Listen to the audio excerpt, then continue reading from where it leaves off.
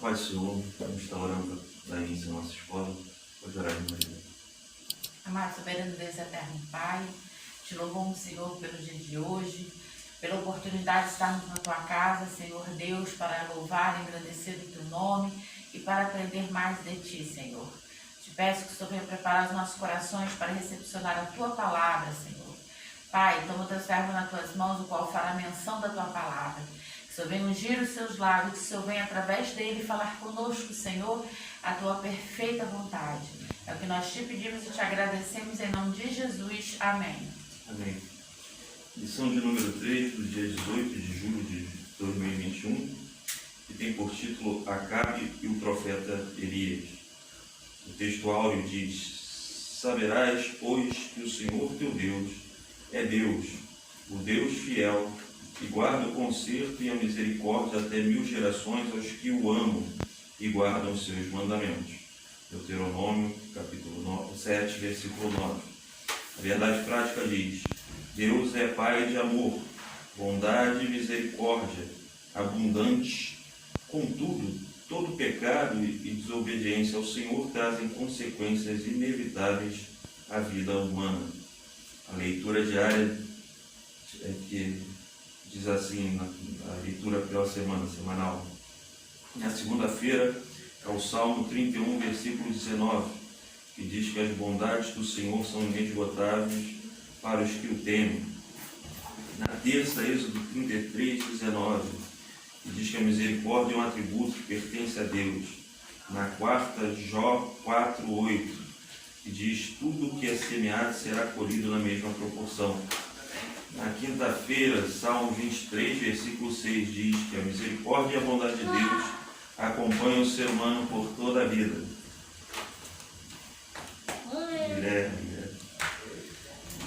Por toda a vida. Na sexta-feira, 1 Pedro 1,14, que diz: os filhos de Deus devem ser obedientes e abandonar o mau caminho. Pai, Senhor. E no sábado, Deuteronômio 5,29, diz: o desejo do Senhor é que seus filhos sejam obedientes continuamente. Fala com o pastor, fala com ele. Senhor, está bravo. Ela te ama, ela te vai dar uma próxima.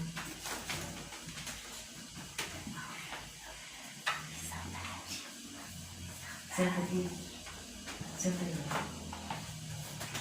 Vamos estar fazendo a leitura bíblica em classe. Está no primeiro livro de Reis, capítulo 16. Depois, primeiro livro de Reis, capítulo 17.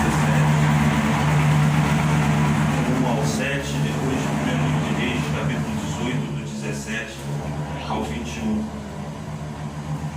Eu leio o primeiro, os irmãos o segundo, e assim sucessivamente.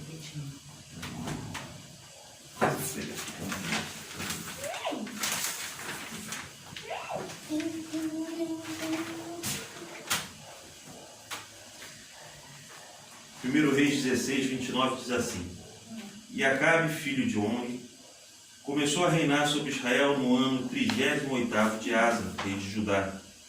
E reinou Acabe, filho de Omri, sobre Israel em Samaria 22 anos. E fez Acabe, filho de Omri, o que era mau aos olhos do Senhor, mais do que todos os que foram antes dele.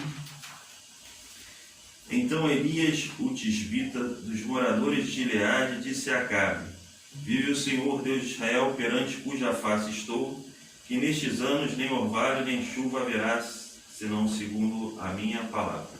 Depois veio a ele a palavra do Senhor, dizendo: Vai-te daqui e vira-te para o oriente e esconda-te junto ao ribeiro de Querite, que está diante do Jordão. E há de ser que beberás do ribeiro, e eu tenho ordenado aos corvos que ali te sustentem. Foi, pois, e fez conforme a palavra do Senhor, porque foi e habitou junto ao ribeiro de Querite, que está diante do Jordão. E os corvos lhe traziam pão e carne pela manhã, como também pão e carne à noite, e bebia do ribeiro. E sucedeu que, passado dias, o ribeiro se secou, porque não tinha havido chuva na terra. E sucedeu que, vendo Acabe a Elias, disse-lhe Acabe: És tu o perturbador de Israel? Então disse ele: Eu não tenho perturbado a Israel, mas tu e a casa de teu pai, porque deixastes os mandamentos do Senhor e seguistes os Baalins. Agora, pois, envia junto a mim todo Israel no Monte Carmelo, como também os 450 profetas de Baal e os 400 profetas de Azera, que comem da mesa de Jezabel. Então enviou Acabe os mensageiros a todos os filhos de Israel e ajuntou os profetas do Monte Carmelo. Então Elias chegou a todo o povo e disse: Até quando cocheareis entre dois pensamentos? Se o Senhor é Deus, segui-o, e se é Baal, segui-o. Porém o povo lhe não respondeu nada. Irmãos, essa lição vai tratar de duas pessoas que, por decisões próprias e decisões de Deus, eles acabam se tornando opositores um do outro. Acabe porque decidiu servir ali os Baalins, seguir, na verdade, a influência da sua esposa Jezabel, e abandonando o Senhor e levando boa parte de Israel a abandonar o Senhor junto com ele. Ele era rei, todo líder, ele leva as pessoas a algo, pode não levar a todos, mas leva muitas pessoas a fazer algo. Se um líder ele faz algo benéfico, as pessoas fazem esse algo benéfico. Se o líder faz algo ruim, as pessoas também fazem esse algo ruim que o líder faz. Todo líder ele influencia o povo que por ele é liderado. E ali não podia ser diferente. Acabe ele toma um rumo ruim, abandonando o Senhor, e boa parte de Israel abandona o Senhor também. Não todos, mas boa parte abandona o Senhor. E toda vez que o povo de Deus se apostata, o povo de Deus se afasta de Deus, Deus sempre levanta alguém. E ele ali levantou o profeta Elias para representar a pessoa do próprio Deus. Deus diz. Assim como nós somos levantados como igreja para sermos representantes do nosso Deus junto às pessoas que vivem em desacordo com a vontade de Deus.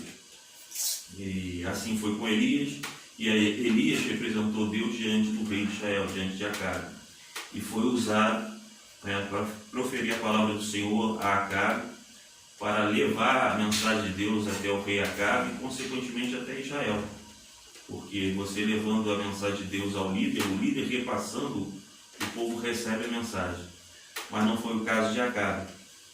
O que aconteceu? Acabe ali acabou tendo uma visão distorcida da situação, conforme o querer e a vontade dele. E aí ele acabou levando o povo a seguir deuses estranhos. E diz o texto aí que até o momento que Acabe assume, ele teria sido o pior dos piores ali que já tinham reinado sobre Israel. E ali Deus começa a falar através de Elias, e aí começa a ter uma oposição. Acabe com a própria vontade e Elias levando a vontade de Deus. Porque quando uma vontade se opõe à outra, existe oposição de uma vontade contra a outra. E Deus ele tem a vontade dele e eu tenho a minha. A minha vontade pode se tornar uma oposição à vontade de Deus. E quando a minha vontade se torna uma oposição à vontade de Deus, eu me torno opositor à vontade de Deus. A gente pode lembrar daquele texto que Pedro, ele se opõe à vontade de Deus, falando para Jesus que Jesus tivesse misericórdia dele, que Jesus ele deveria ter compaixão de si próprio, e nessa compaixão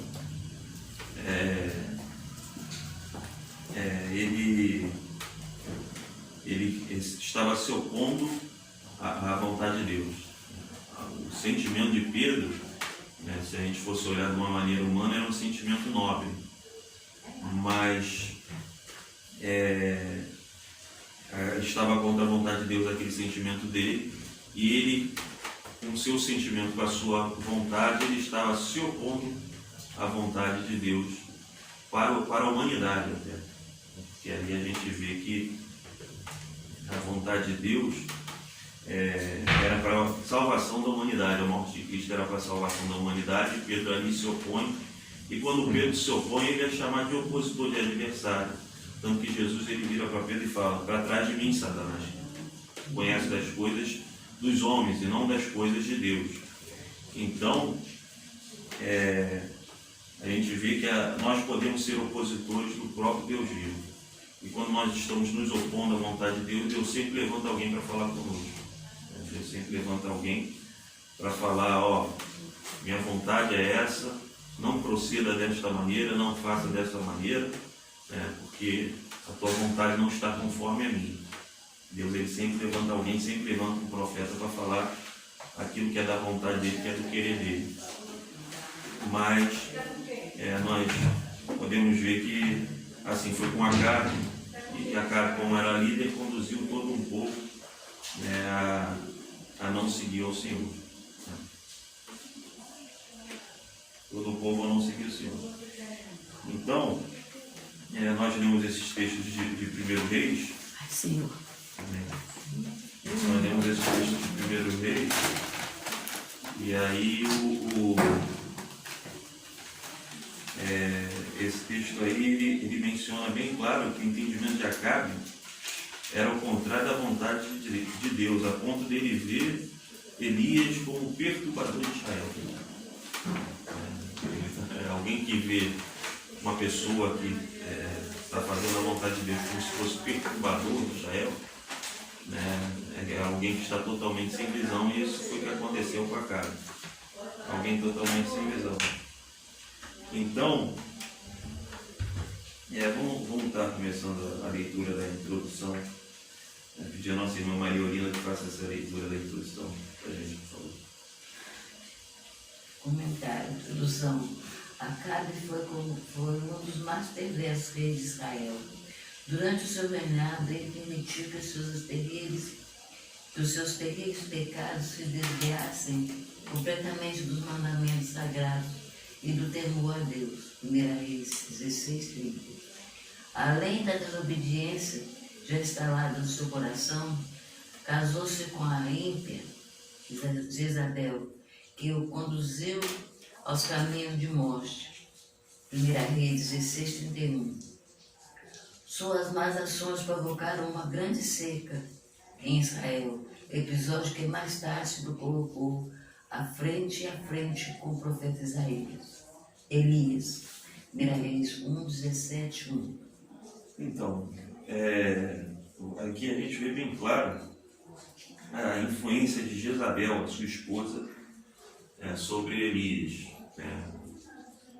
Se os irmãos olharem, se eu não me engano, a carta em Apocalipse à igreja de Tiatira, os irmãos vão ver que Deus ele traz uma advertência ao anjo da igreja, ali ao pastor, falando: tem porém contra ti que tolera Jezabel.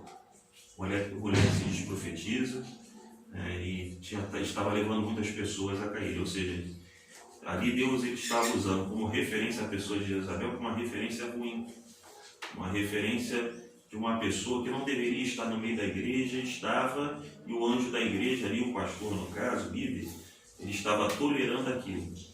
E Acabe ali não estava nem em situação de somente tolerar, ele fez da mulher a esposa dele, ele botou Jezabel como rainha do povo. E aí, olha o problema, porque a rainha é referência. O rei ele comanda, o rei ele dá exemplo ao povo, ele carrega o povo, ele instrui o povo, ele traz o povo seguindo ele, mas a rainha é exemplo também. É referência também daquilo que o rei deveria ser, porque o rei deveria ser o padrão de referência para a rainha, e a rainha seguir o padrão do rei. e não ao contrário. E ele seguiu o padrão dela. E aí Deus não se agrada. Né? Deus até usou como referência lá numa das cartas ali ao anjo da igreja, se eu não me engano é de Tiatira, e fala, ó, você está tolerando algo que eu não tolero. A verdade é essa. O que o texto dá a entender ali é que você está tolerando, o anjo da igreja estava tolerando algo que Deus não queria tolerar. Às vezes a gente quer amar mais do que Deus, e Deus, ele não, ó, mais do que eu, não dá para você amar não. Quer suportar mais do que Deus, e suportar mais do que Deus não dá para ser, você não é melhor do que Deus nem eu.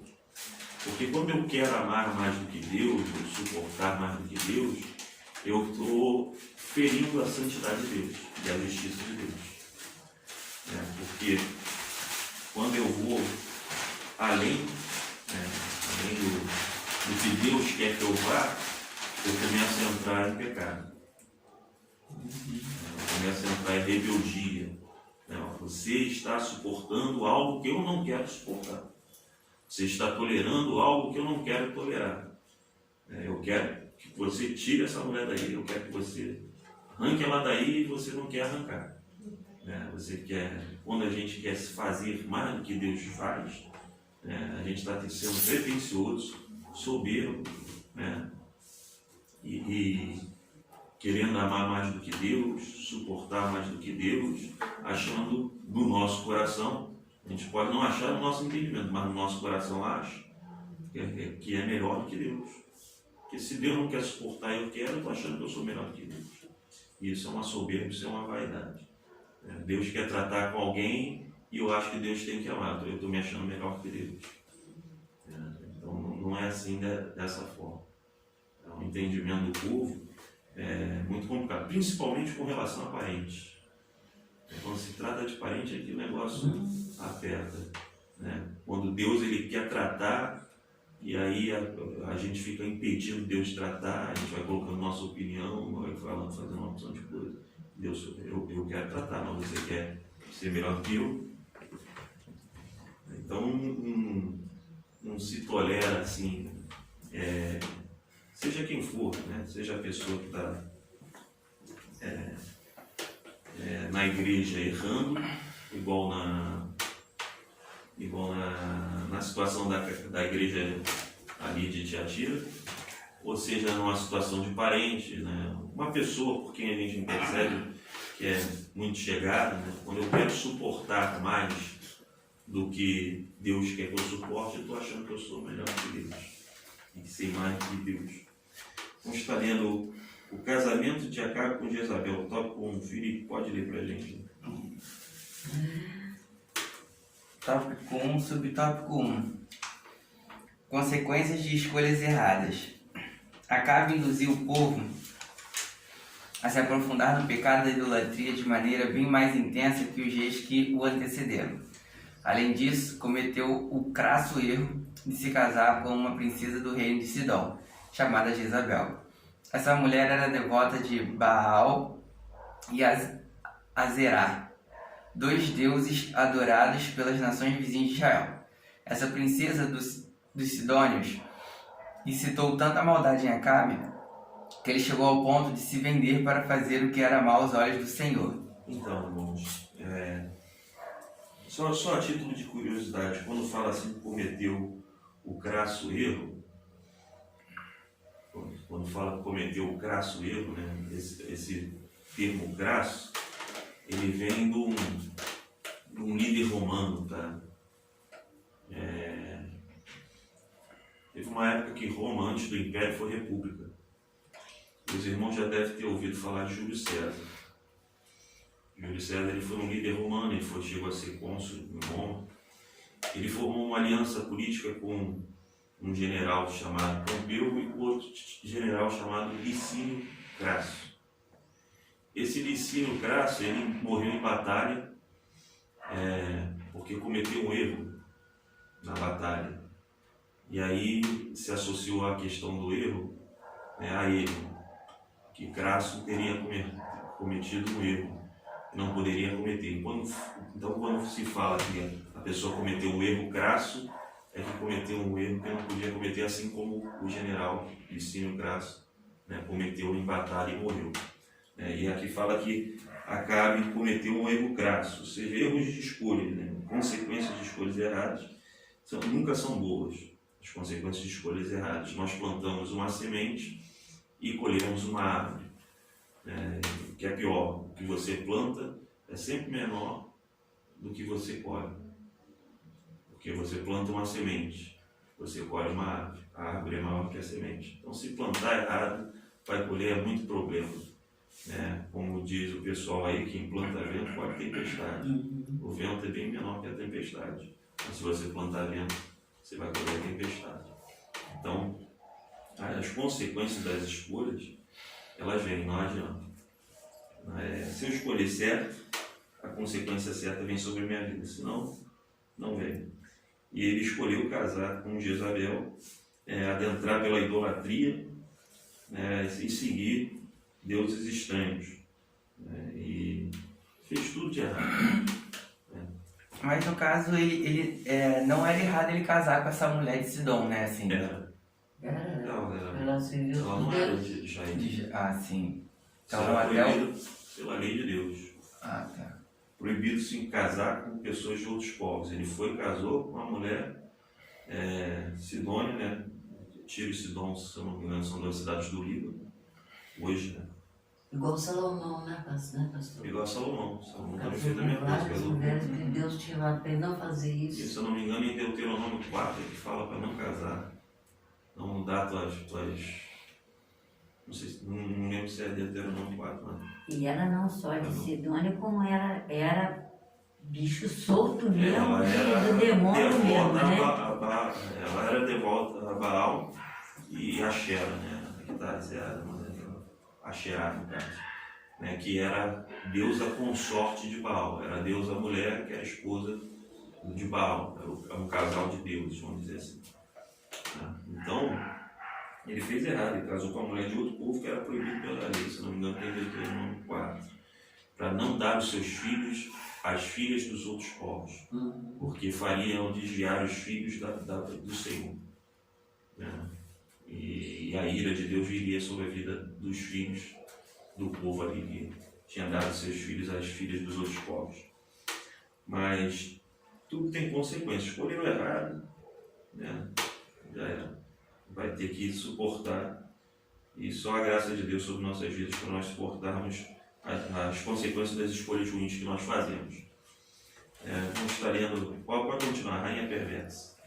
2. A rainha perversa. Dentre tantas perversidades, Jezabel destruiu os profetas do Senhor, ameaçou a vida de Elias, ordenou injustamente a morte de Nabote para satisfazer a ganância do marido e ainda praticou a prostituição e a feitiçaria. Então, pode continuar. O trágico fim de Jezabel foi profetizado por Elias. O homem de Deus disse que ela não seria sepultada, mas que os cães a devorariam, pois sua maldade e abominação contrariaram a justiça divina. Deus é misericordioso, mas julga com rigor aqueles que insistem em permanecer na prática do mal.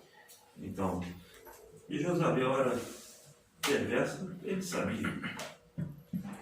Às vezes, na antiguidade se fazia muita aliança política através de casamento. E talvez Acabe tenha feito esse tipo de coisa, tenha casado para não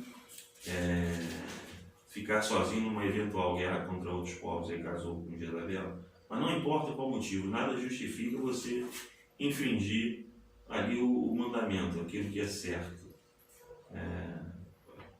O medo nos leva a infringir os mandamentos de Deus. A verdade é essa. Se nós nos sentirmos acuados, nos sentirmos com medo, nós vamos infringir a vontade de Deus. O querer de Deus, ele vai ficar em segundo plano, por causa do meu medo, do meu receio, da minha suspeita, da minha dúvida, da minha ausência de fé. A gente vai acabar cometendo algo que é errado. E ali Jezabel, porque o diabo, irmãos, ele sabe o que ele faz. Então o diabo, ele sabe o que faz. Ele viu a fragilidade de Elias né, colocou justamente Jezabel no caminho de Elias, e a fragilidade de Elias é que levou ele casar com Jezabel, seja uma fragilidade emocional, o medo, o afeto, o desejo dele por ela, seja qual fragilidade for. O diabo ele trabalha na fragilidade do ser humano. E ali ele trabalhou ali, e aquela fragilidade de Acabe fez com que ele casasse com Jezabel. E aí ele conseguiu um espaço enorme para trabalhar. Ele trabalha na fragilidade para conseguir um espaço grande na vida daquele a quem Deus escolhe. Porque Acabe foi escolhido, era rei. Era rei. Por descendência, mas era rei. Ele pertencia a uma escolha feita por Deus, ali, na divisão do reino. Mas estava conforme a vontade de Deus. Ele que não submeteu a vontade de Deus. Mas aí ele abriu um espaço enorme para o diabo entrar dentro da casa dele e fazer a paz. E consequentemente não só dentro da casa, mas do reino inteiro. Era rei. Ou seja, não vai ser só dentro da sua casa, vai ser onde você colocar a planta dos seus pés. Vai ser na sua casa, no seu trabalho, no local de estudo, na sua igreja. Ele faz a ruaça. Se ele entrar na tua vida, vai ser uma bagunça. Porque através da tua vida ele vai promover bagunça não somente dentro da tua casa, vai promover no reino, né? Vai promover na tua igreja, vai promover no teu trabalho. Você vai acabar sendo um instrumento de quem não deveria ser, porque abriu espaço para o diabo entrar. E tem gente que escolhe ser, deixar o diabo entrar mesmo, não faz questão de lutar, porque lutar dá trabalho. Lutar, brigar contra o diabo dá trabalho, tira as forças, é difícil, dá trabalho. E hoje nós não estamos querendo ter muito trabalho. A verdade é essa. E você lutar, por exemplo, por uma pessoa em oração, dá trabalho. Dá trabalho, não adianta dar trabalho, vai dar trabalho sempre. E hoje a gente está fugindo do trabalho, a verdade é essa, porque as coisas têm os dias que se dão E mal. hoje as pessoas veem que o outro está precisando, está necessitado e não aparece para ajudar nem num fio de linha para botar numa agulha. É a questão do que dá trabalho. Você vê que... Eu estou falando até em base de oração mesmo, de orar por aquela pessoa, né? Para que Deus possa libertar essa pessoa, mas não tem não mais não. Esse é outro problema, por isso que eu digo que dá trabalho. Você não tem ninguém para te ajudar no trabalho, não mesmo. Deus está levando todo mundo que tinha esse trabalho, Deus está colhendo todo mundo. Então, aí não dá trabalho. Aí lutar dá trabalho. Resistir ao diabo e ele fugirá de vós, não é assim que o texto diz? Mas resistir dá trabalho, você tem que fazer força contrária. Tem gente que não resiste, fala, vou deixar assim mesmo. Estou cansado, né? E isso acontece com todo mundo. Comigo também acontece. A gente fica cansado, a gente fica fadigado, porque trabalhar lutar dá trabalho. E a gente vai aí fazendo força para poder lutar. A verdade é essa. Então vamos passar para o subtópico, para o tópico 2. Elias prevê a grande seca, nossa irmã Arinete. Tópico 1. A intervenção divina. Em razão de sua idolatria, atrocidades, Acabe é considerado o pior rei de todo Israel. Por causa de seus atos perversos e pecaminosos, o profeta Elias, em obediência a Deus, confrontou esse rei e lhe deu a sentença de que não mais haveria chuva, a não ser pela palavra do profeta dada por Deus. Com a seca veio a fome, porém nem mesmo diante de tal situação, Acabe se arrependeu dos seus pecados diante de Deus. O que acontece? Deus, ele vai intervir. Não tem como. Mas não é por Deus intervir que as coisas vão mudar, não. A gente vê Deus intervindo no Egito várias vezes com várias pragas e as coisas não mudavam, às vezes até pioravam. E que quando tem a primeira praga, o faraó ainda manda os escravos agora produzirem os tijolos sem a palha agora, se não me engano. Essa situação piorou. Deus interviu e a situação piorou. Depois alguém lê em Êxodo, no início do livro de Êxodo, agora eu não lembro exatamente, mas a situação de trabalho do povo israelita piorou porque o faraó colocou algo. Acho que, se não me engano, foi a palha mesmo. A palha não seria dada, alguma coisa desse tipo. Depois a gente lê e vê.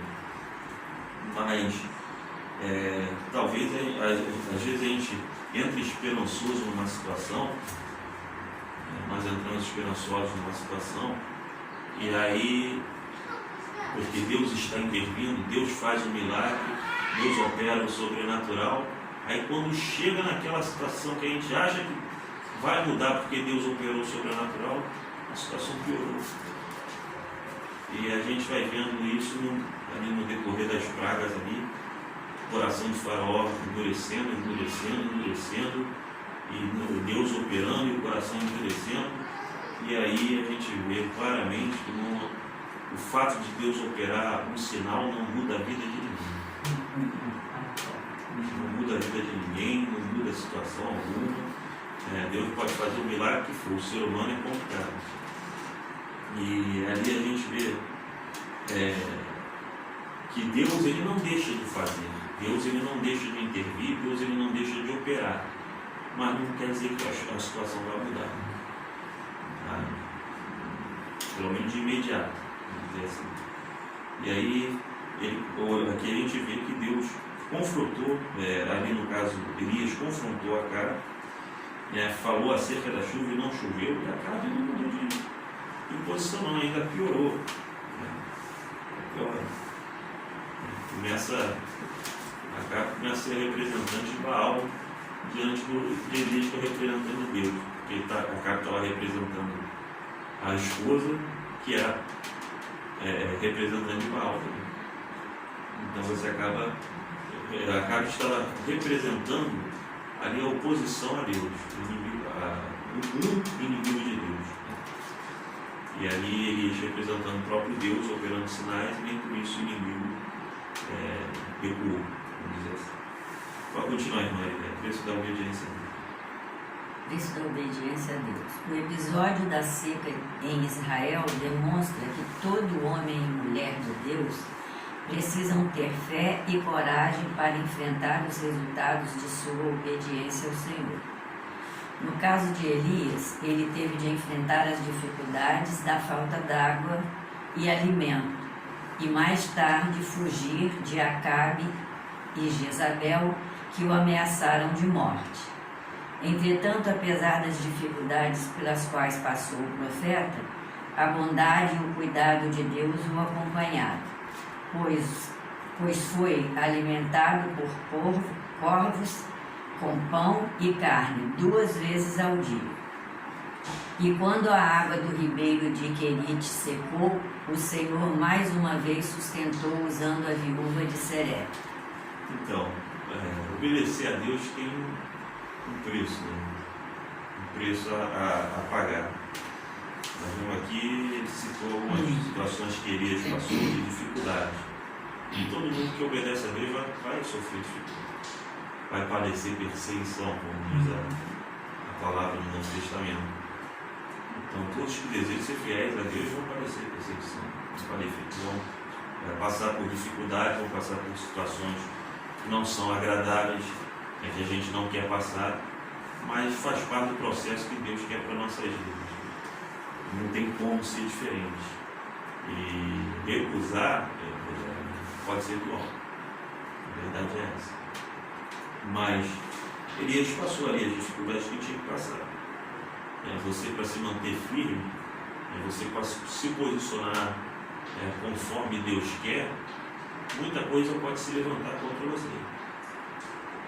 Você se posicionar conforme a palavra de Deus ou conforme a vontade de Deus, você pode sofrer oposição, pode sofrer perseguição, inveja, Vai ter gente que vai falar que quer ser mais santo que os outros, vai ter gente que vai falar que quer ser melhor que os outros, ele se acha melhor, ela se acha melhor que a gente. Vai ter gente que vai pensar assim.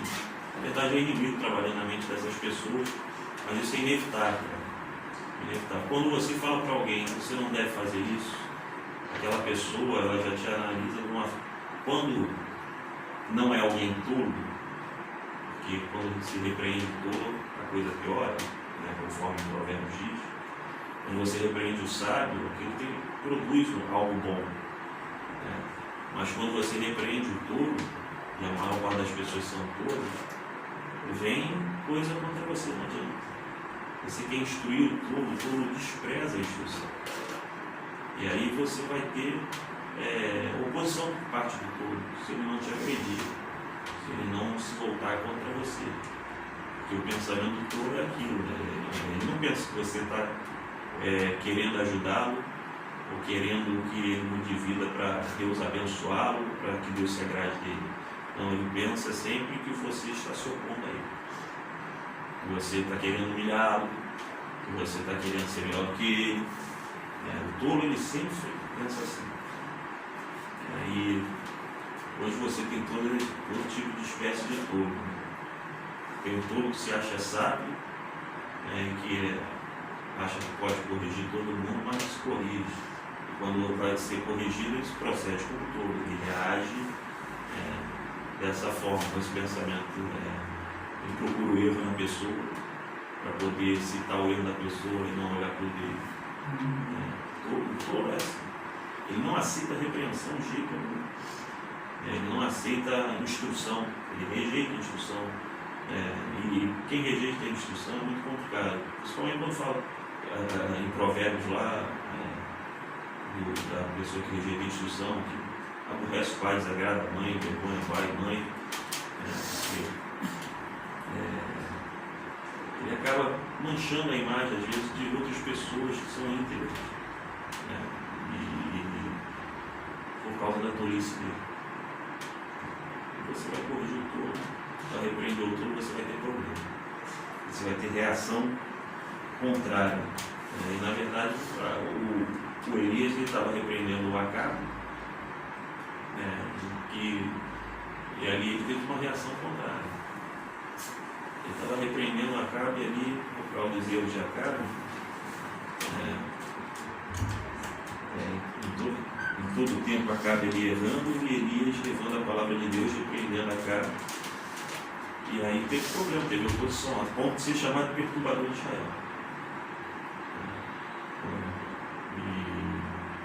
E isso acontece, Isso acontece muito. Mas pode ler o tópico 13. Deus sempre cuida dos seus filhos. Na casa da viúva, Elias realizou o milagre da multiplicação da farinha e do azeite.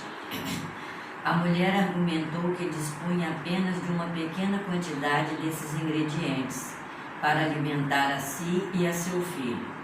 Mesmo diante desse triste cenário, o profeta pediu que ela fizesse primeiro um bolo para ele. A viúva obedeceu à ordem de Elias e lhe preparou a comida. A partir daí, pela palavra do Senhor, nada faltou para aquela família até o fim da seca. Essa história nos mostra o quanto Deus cuida dos que proferem a sua verdade e defende a causa do órfão e da viúva. Então, Deus ele não abandona. Por maior que seja a dificuldade, Deus ele estava ali com eles, suprindo as necessidades dele, por menor que fosse. Ainda usou ele para a pessoa que foi um instrumento de Deus para ele também, para suprir a necessidade dele. E você vê o cuidado de Deus para com seus servos, que buscam ser fiéis, que suportam a perseguição, que suportam a oposição, que suportam o peso de servir a Deus em obediência. Você vê o cuidado de Deus nesse tipo de coisa. Deus ele alivia a pessoa do peso da carne. Ele nos traz renovo, ele nos traz fortalecimento, nos traz derramando a graça dele sobre nossas vidas. É assim que a gente consegue passar e suportar todos os processos que vêm sobre nossas vidas. E são processos inerentes, né, à nossa postura de obediência. Todo mundo passa processo. Eu não posso achar que só eu passo processo. Todos passam processo. O próprio apóstolo Pedro, quando menciona o próprio Elias, né? Elias era sujeito, homem sujeito às mesmas paixões que nós. E fala bem claro, todos os nossos irmãos passam as mesmas coisas no mundo. Eu não posso achar que eu estou passando algo diferente daquilo que meu irmão passa. Eu passo algo, né, que me afeta tanto quanto aquele algo que afeta o meu irmão que está passando outro algo, até é diferente, mas é diferente para mim. Se eu for olhar o processo do meu irmão, talvez eu chegue à conclusão do seguinte: não, isso é fácil de passar, é fácil para mim, não é para ele. E se eu olhar para o meu processo, talvez se esse irmão olhar para o meu processo, fale, esse é fácil passar, mas não é para mim. Para ele não é, para ele é fácil, mas para mim não é, porque o processo de cada um, né, é diferente, mas a aflição do processo é igual para todo mundo. A aflição do processo ela é igual para todo mundo. Eu passo um processo diferente das irmãs, né, eu passo um processo diferente das pessoas, mas as pessoas sofrem a mesma coisa em seus processos que eu sofro no meu. O peso é igual. O peso é igual, só o processo que é diferente. É claro que se eu passar o processo do outro, talvez seja fácil para mim. Por isso que eu não tenho o processo do outro. Eu tenho que passar o meu processo. Cada um tem o seu processo, porque tem que passar por aquele processo, tem que sofrer a aflição daquele processo. O Senhor diz assim: no mundo tereis aflições, mas tenha bom ânimo. No mundo tereis aflições. E no Salmo ainda fala que o salmista ele fala que viu as aflições do justo e o Senhor as livra de todos. A gente tem ainda essa esperança de Deus nos livrar das nossas aflições. E quem não tem? Quem não tem Deus na vida? Que esperança tem? Vive tentando esquecer o processo, se largando nos prazeres mundanos, no pecado. O pecado é entorpecente contra os processos de vida. Você vai se alimentando dele para não ter que enfrentar as situações da vida que são inerentes a ela, que são inerentes a cada um. Cada um tem que passar o seu processo. Nós ainda temos Deus para nos livrar das nossas aflições. Nós temos esperança. Tem gente que não tem. Mas isso é assim mesmo. Então Deus ele cuida de cada um. Ele cuidou de Elias ali, talvez de uma forma que Elias nunca imaginasse fosse ser cuidado. Tem coisa que a gente não imagina. Às vezes aparece pessoa na nossa vida que cuida da gente que a gente não imagina. De onde surgiu essa mulher? De onde surgiu essa viúva? Viu aquilo? Eu vi uma selva dos dinossauros. De onde surgiu essa viúva? A casa Elias ia imaginar que um dia ele ia ser cuidado por uma viúva, ainda mais uma viúva que não tinha nada, vamos dizer assim. Talvez olhasse para a viúva, essa mulher não tem nada para me oferecer. Quem é e vai imaginar, ver uma pessoa, olha para a pessoa e fala, essa pessoa não tem condição de cuidar de mim, de me orientar, de me instruir, de fazer isso. E geralmente é aquela pessoa que Deus vai fazer isso na nossa vida.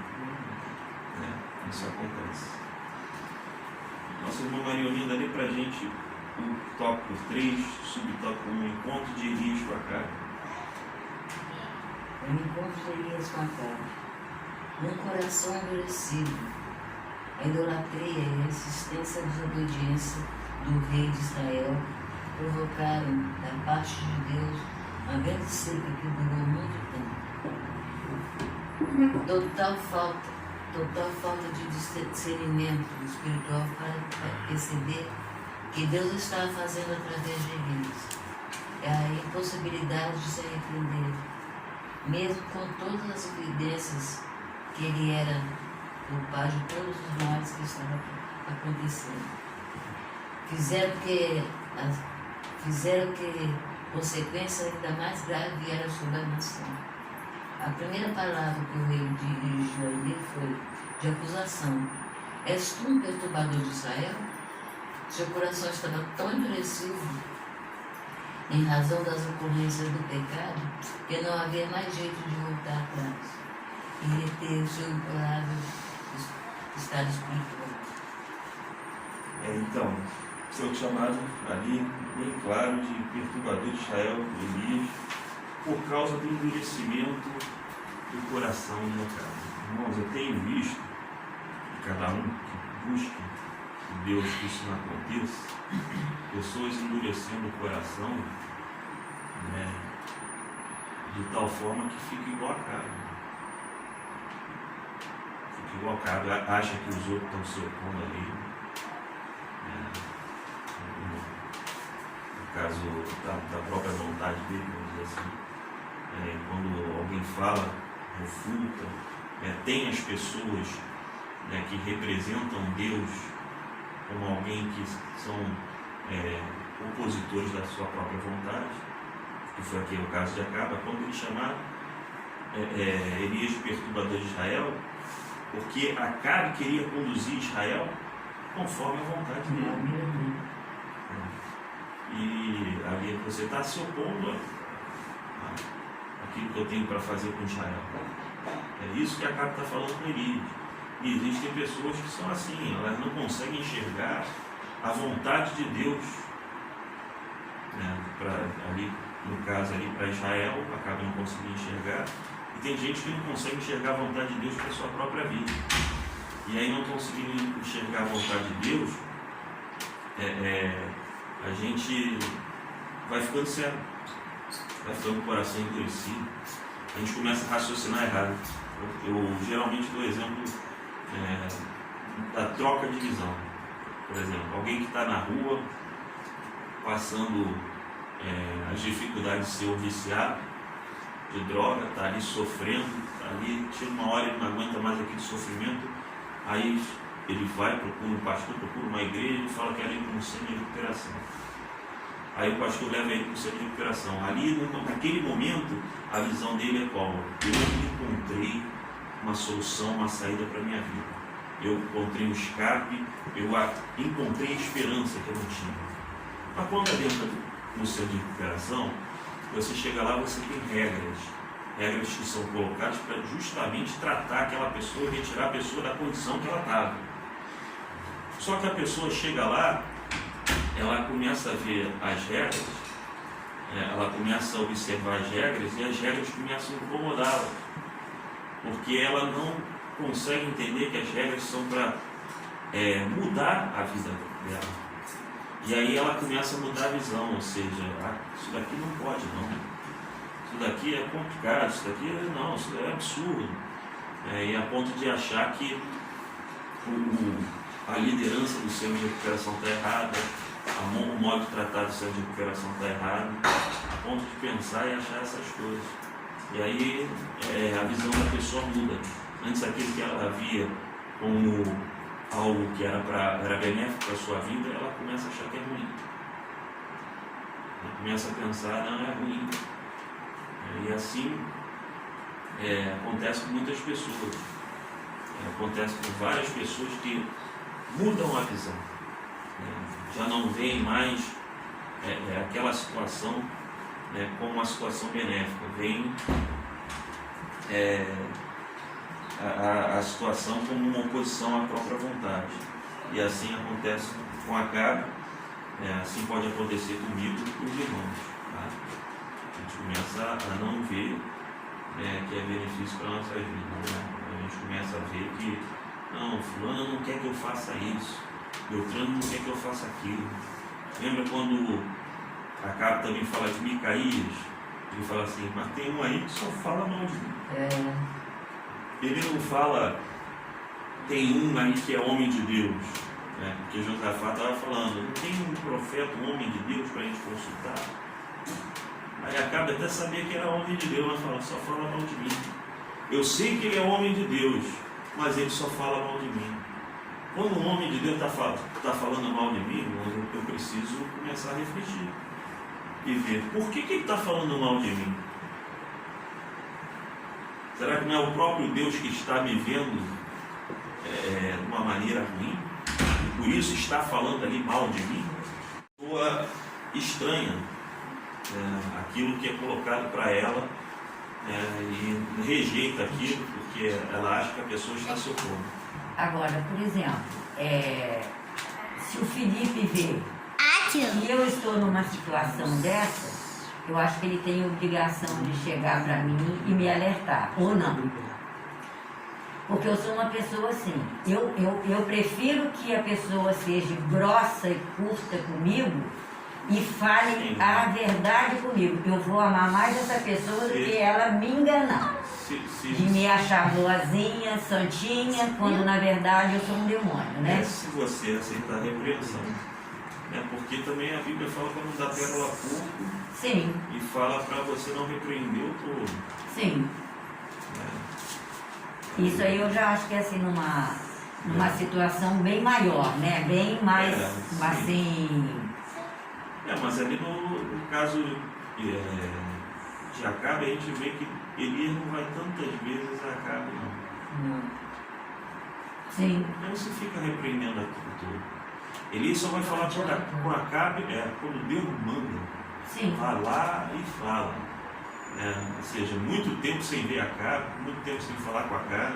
E se essa pergunta não é uma. Essa pergunta não é uma pergunta geral, não. Essa pergunta é uma pergunta para mim. Sim. Né? Porque eu sei que se eu estiver errando, se você chegar e falar comigo, eu boto a cabeça para funcionar. Mas serve para todo, mas tem gente que não. Tem gente que não quer ouvir igual. Uma mulher de Deus, mas não quer ouvir aqui. E homem e mulher de Deus, eles não ficam insistindo muito. Não. A gente tem uma ideia errada hoje das coisas. Eu falo uma vez, leva aquilo que Deus quer falar, não tem que ficar insistindo, implorando. Repetindo a mesma frase, né? Já sabe. Então não tem essa. O Acabe já sabe. E o Micaías não foi por vontade própria falar com Acabe. O Josafá que queria consultar um homem de Deus. E aí ele foi obrigado a chamar o Micaías. A verdade é essa. E aí o próprio Acabe já sabia. Quando o Micaías fala, não, vai para o pelejo que você vai vencer, o próprio Acabe já sabia. Deus não está falando. Fala o que Deus quer. Aí começa a falar, eis que vejo Israel como ovelhas que não tem pastor. Começa. É aí que acontece com o Micaías no final, vai para a prisão. Então a reação do tolo é sempre essa, sempre agredir o homem de Deus, a mulher de Deus, a reação do tolo é sempre essa. Por isso que não se deve repreender tolo. Às vezes a gente ouve muita coisa, tem que ir até fulano, tem que falar com o ciclano, não tem não. Só orar. Só orar. Igual lá em casa, eu digo mesmo. Eu entreguei na mão do Senhor, não é pastor, não é ninguém. Eu falei, o Espírito Santo de Deus que vai fazer a obra. Com certeza. Eu creio, confio. Então não adianta falar, ela bota louvor, Ontem estava falando, eu estava lendo o texto da Bíblia no Zap, nesse outro celular. Sim. Aí eu vou ficar falando, filho, não, entreguei, deixei, não adianta falar. A gente deixa para lá. Só continuando orando. Sim, tem que orar. Não deixa de orar, não deixa de jejuar também o propósito daquela pessoa. Sim, tem que orar. Porque... Oro para minha vida espiritual primeiro, faço a minha parte, e depois eu tenho que fazer para a Bíblia manda orar pelos inimigos. A Bíblia não manda ficar, insista falando com os teus inimigos. Não. Então, quando fala inimigo, a gente tem uma visão um pouco distorcida, porque a gente lembra da visão do super-herói, inimigo é o vilão. Nem sempre. Nem sempre. Porque eu sei que o inimigo, o diabo, conhece a palavra. Então ela botando louvor e falando assim, pensa que eu vou ficar toda. Não. Eu sei que o inimigo está usando, para mim falar assim, agora está salvo, agora está. Não, está nas mãos do Senhor, tem que vigiar. Tem que orar e vigiar. Orar e vigiar. uma situação que eu vivenciei, Não é mó fácil não, gente. depois da minha esposa, se quiser ela confirma, foi que numa determinada época eu tinha um irmão que estava assim surgindo, né, contra alguns procedimentos que eu tinha liderando, né, no ministério. E aí ele até falou algumas coisas que não deveria falar com a minha esposa. E a minha esposa começou a insistir: você tem que conversar com fulano, você tem que conversar com fulano. Eu falei: não tem que conversar com ninguém, tem que vai orar. E a minha esposa insistiu.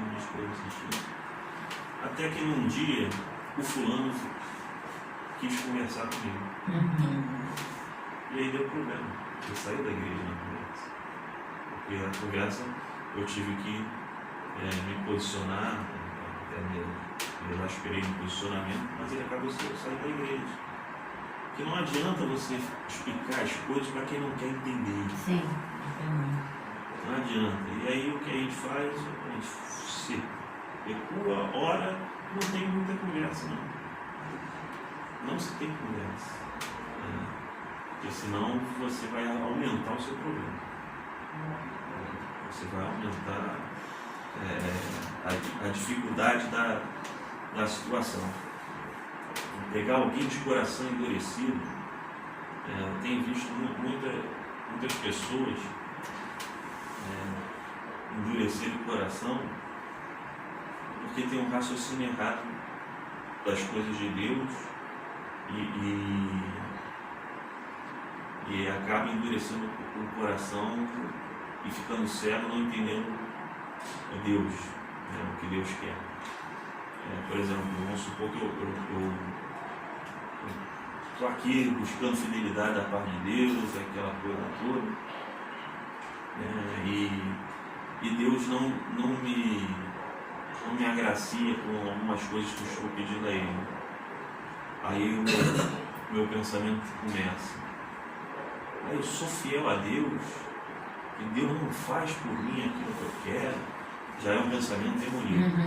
É o diabo que tomou o controle da minha maneira de raciocinar. E aí eu começo a achar, primeiro eu começo a ficar indignado, começo a achar que não vale a pena servir a Deus, não vale a pena fazer o certo, eu faço tanto certo, eu me submeto, eu me condiciono e Deus não faz aquilo que eu estou pedindo. Já mudou, porque eu passei a ser o centro das coisas, quando o centro das coisas tem que ser Deus. Eu passei a me colocar no centro e achar que Deus tem que fazer aquilo que eu quero, aquilo que eu acho, aquilo que eu penso, é a minha vontade. É claro que abate todo mundo, quando você tem uma vontade de Deus, Ele vai fazendo de outra maneira. A nossa tendência é se abater, mas se nós buscarmos a face de Deus, as coisas vão dando. O próprio Elias se abateu, foi porque tem um momento de fraqueza, e mas a pessoa acorda, porque se não acordar. Não. Às vezes não acorda. Às vezes vai ladeira abaixo. É onde a gente vê: fulano era homem de Deus, como é que pode? Caiu. Fulano era mulher de Deus, como é que pode? Olha só como ela está agora. O Senhor diz a palavra: aquele que está de perto dela não cai. Pois não cai, então. Mas assim, isso serve para todo mundo, ser humano, porque somos todos feitos da mesma massa, mas tem gente que é mais difícil do que o outro. Sim, tem. Para entender, para aceitar, para ler lá que está escrito que o nosso tempo não é o tempo de Deus, porque aquilo que a gente quer não está no tempo dele, a nossa obrigação é orar e esperar acontecer. E quando é falta de entendimento, você ainda consegue relevar um pouco, aceitar um pouco. Agora, quando é não aceitação, o negócio é complicado. Sim. Aí eu não aceito. Quem é a gente para não aceitar? Com a Ivani mesmo lá em casa, um dia, um acontecimento lá, e ela disse para mim: Deus, eu não aceito. Aí eu escutei aquilo, na hora que ela falou, fiquei quieta, não falei nada. Depois, numa conversa com ela, em outras palavras, disse para ela: como você pode dizer para Deus que você não aceita aquilo? Você pode até orar para que Deus faça aquilo que você quer, que Ele faça a sua vontade. Mas e se Ele não quiser fazer, você vai dizer para Ele? Aí ela olhou para mim assim, aí ela falou: eu acho que você tem razão. Eu falei: porque se eu estiver pedindo algo para o Senhor, e tem coisa que eu pedi ao Senhor há 25 anos atrás, Ele ainda não fez. Mas está na mão dele, eu tenho certeza que está, porque eu coloquei, né? Porque ela tinha uma mania assim de dizer: eu não aceito isso. Mas tem uma opção, gente. Como que você não aceita isso? Se você tem um Deus que pode fazer por você aquilo, se Ele não fez ainda, porque não está na hora de fazer, não chegou o momento. Eu creio dessa forma, né? Sim. E eu posso até enfraquecer, Sim, mas eu não posso mudar minha maneira de pensar. Sim, que teve uma vez numa oração lá em casa, Relação tinha um pastor, em 804 ainda. E ele disse assim: irmã, Deus me mostra que a senhora tem um pedido. E a senhora vai escrevendo esse pedido, vai escrevendo para ele, vai escrevendo. Mas tem hora que a senhora descansa a caneta e chega para lá e deixa. Não deixa não. Traz o papelzinho de volta, continua escrevendo para ele. Quer dizer, né, Deus deve ter mostrado a ele, realmente tinha a hora que eu fraquejava na situação. Eu disse: meu Deus, não adianta orar. Aí tive esse alerta e aprendi, né, que a gente nunca deve desistir daquele que a gente está pedindo ao Senhor. Sim. E querer e vontade todo mundo tem. E se a minha vontade tiver que prevalecer, com certeza vai entrar em conflito com a vontade de alguém e com a vontade de Deus. Também. Não é igual de ninguém. Então, eu posso pensar até igual você. Sim. E a gente querer uma coisa, você Deus quer e eu também quero, mas e aí Deus não é nós. quer aquilo, né? Aí ele olha de lá e vai dizer: poxa vida, é igual, ela está indo junto com ele, mas não é aquilo que eu quero para ela, ou não é aquilo que eu quero para ele. Então, quando o coração do homem se endurece, é isso que acontece. Ele começa a enxergar as coisas da maneira errada, ver da maneira errada, pensar da maneira errada, entender da maneira errada, não alcançar aquilo que Deus quer. Por isso que Paulo ele fala que para eu experimentar a boa, perfeita e agradável vontade de Deus, eu preciso ter o entendimento transformado. Se o meu entendimento não for transformado conforme o Espírito Santo quer, eu vou ficar preso no meu próprio entendimento. E lá em Provérbios fala: não estribes no teu próprio entendimento, não fique preso ali. O nosso entendimento ele é diferente. Os pensamentos de Deus são mais altos que os nossos pensamentos, os caminhos de Deus mais altos que os nossos caminhos. Fala em Isaías 55. Então nós precisamos compreender que o nosso pensamento, como diz nas epístolas do Novo Testamento, se não me engano, uma das epístolas de Paulo, ele diz que nós temos que levar todo o nosso pensamento cativo a Deus. Não quer dizer que o meu sentimento e o meu pensamento estão conforme a vontade de Deus. Eu tenho pavor quando alguém fala assim: Deus falou no meu coração, porque a Bíblia me mostra o seguinte: o coração do homem é enganoso. E Jesus ele fala que do coração do homem procedem todas as espécies de males: assassinato, adultério, homicídio, inveja. Jesus falou isso. Então quando alguém fala assim: Deus falou no meu coração, eu me tremo todo. É exagero, tá? Mas eu fico receoso. Sim, agora me explica uma coisa. É tipo assim: concordo com você em gênero, número e grau. Mas o nosso coração também, ele pode receber o que Deus manda para ele. Pode. Eu também tenho medo disso. Pode receber. Se ela chega para mim e fala, eu fico quietinha e tudo, mas vou orar e vigiar, porque eu sei que nós somos falhos, né? Então ele tanto perverso dessa forma, mas que ele também pode ser bom em receber aquilo que Deus manda, não? Ele pode receber aquilo que Deus faz, mas é duvidoso. Sim, eu sei. E é complicado. É isso, mas Então, eu queria saber assim, a gente que é também diferente. recebe o que é bom. Que é diferente da pessoa ouvir Deus falar. Uhum. Eu nunca ouvi Deus falar. Nem eu. Ah, ouvir. Sim. 5 sentidos, né? Ouvir. Não é ter um insight. Não, né? agora, desculpa, Não. que o Senhor me perdoe, eu já ouvi sim, uma vez. Mas não foi nada para ninguém. Não foi para eu te falar, nem falar para ele, nem para ela, foi para mim. Então, E aconteceu, quer dizer, então eu não posso dizer que eu não ouvi, né? Mas eu estou falando de ouvir. Sim. Escutar igual estou sim. escutando com os ouvidos. Não é na minha mente, não é no Sim. meu coração. Porque Sim. quando a gente ouve, não tem como falar que não foi. Sim, eu ouvi No coração é mesmo. complicado, tá cheio de negócio no teu coração. Sim, Né? Aí quando a pessoa fala assim, Deus falou no meu coração, eu fico com um receio enorme de que o que esteja acontecendo é a pessoa Sim. conduzindo a própria vida. sim, A pessoa ser o próprio Deus dela. Porque se o coração dela que está comandando, tá entendendo? Aí você não sabe que deve guardar o coração, porque ele procede a saída da vida. Então, ou seja, ele tem que ser controlado. Aí fica difícil, né?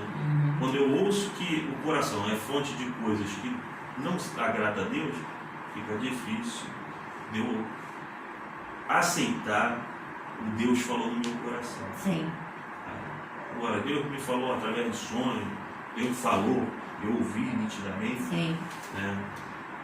Deus, ele pode colocar um pensamento, um entendimento, pode. Mas quando se fala desse Deus colocou no meu coração, que na verdade não é um coração órgão, né? Está mais relacionado ao interior do ser humano, né? Sentimentos, vamos colocar assim. Quando mexe com sentimento, fica difícil eu de também atribuir a tenho Deus. esse filtro, cuidado né? que você tem, eu também tenho. Fica difícil de atribuir. Eu ouço, fico quieta, aceito ali, né? Bom, A gente fica falou, quieto. tá tudo bem. Aí aguarda, Sim, suporta. E é muito complicado, né? Mas a gente vê, eu vi uma. Felipe, eu não sei se vai lembrar, eu vi uma irmã levantar. Eu não lembro se o Felipe estava. Eu vi uma irmã levantar no culto e falar com uma irmã que estava com câncer. Ela, você já está curada. E a mulher morreu. sim. Que cura foi essa? Eu vi um pastor fazer isso com uma menina que tinha um tumor no cérebro, já estava cega por causa do tumor, e falar para curar. Né? Sim. O menino morreu por causa desse tumor. Deus vai te curar aqui nessa noite. Irmão, quem é? Você pode até falar que Deus pode curar, né? Se Ele Deus- pode curar, ele pode salvar, Deus ele não pode falou fazer nada. tudo, né? Deus não falou nada, você não ouviu. Você Sim. não ouviu, Deus não falou nada, você não ouviu. Deus não falou nada. Mas teu coração, Falou. do coração, sentir no coração, Deus me falou no meu coração, isso é complicado. Né? É verdade. Falou no meu coração que você vai ser curado. E aí, complicado, a menina morreu. Então, eu acho que essa prudência não existe nos cristãos de hoje. Tanto que a gente vê, um pastor, não deveria acontecer. Ai, mas essa questão de pastor, eu tenho, nem sei o que eu tenho em relação a isso, porque antigamente ser pastor era outra coisa. Sim, Desde o meu tempo de criança que eu via alguém ser pastor, dizer assim, né? Ele é um pastor. Era uma pessoa diferenciada das outros homens, das outras pessoas, de tudo, de tudo, de tudo. Hoje, eu não sei quem é e quem não é. Que você diz que é, ele diz que é. Aí eu olho para ele ali, eu vejo uma diferença terrível, enorme e grandiosa. Como é que eu vou, né? Ver o que é um pastor hoje? É muito complicado. Hoje as coisas não se vê a diferença entre quem serve e não serve. Não tem. Mas a palavra de Deus está se cumprindo, dizendo, acabou o temor, tá vendo? tudo, né? Apostasia. Tudo acabou. A ausência de amor. A fidelidade mesmo a Deus, né? Eu vou tratar bem a pessoa, porque a pessoa me dá um dízimo maior. Sim. E tem muitos lugares assim. Sim, com certeza. A Tá cheio. pessoa tem isso. Tem muito. Mas ele não tem que olhar para isso. Eu, meu modo de pensar, eu vou para casa do Senhor para olhar, para sentir a presença do Senhor Jesus. Porque todos nós somos falhos, todos nós erramos. Então nós devemos olhar para isso e orar por essas pessoas. Sim. Eu tive um pastor, não dizer o nome, que ele congregava nessa igreja e ele abandonou a igreja, colocou outra pessoa assim rapidamente para comandar, ele passou e estava em Lutero. O que eu fiz? Chamei ele de pastor, tudo, oro por ele, mas não vou condenar, porque nós temos um advogado. Ele vai pagar o preço. O que está acontecendo? Está fazendo hemodiálise, está com diabetes, tudo complicação. Por quê? Isso é complicado.